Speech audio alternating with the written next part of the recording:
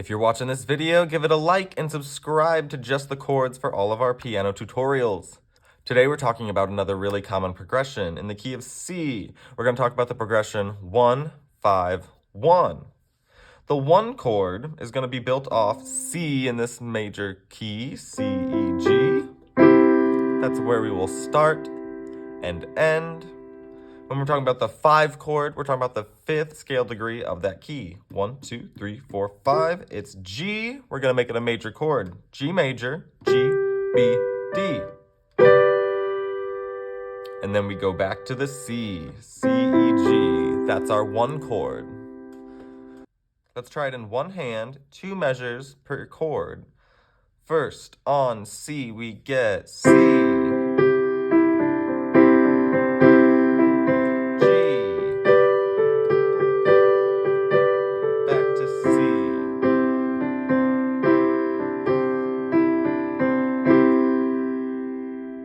In 2 hands, giving 2 measures per chord, we could rock it out like this. 2, 3, start on C.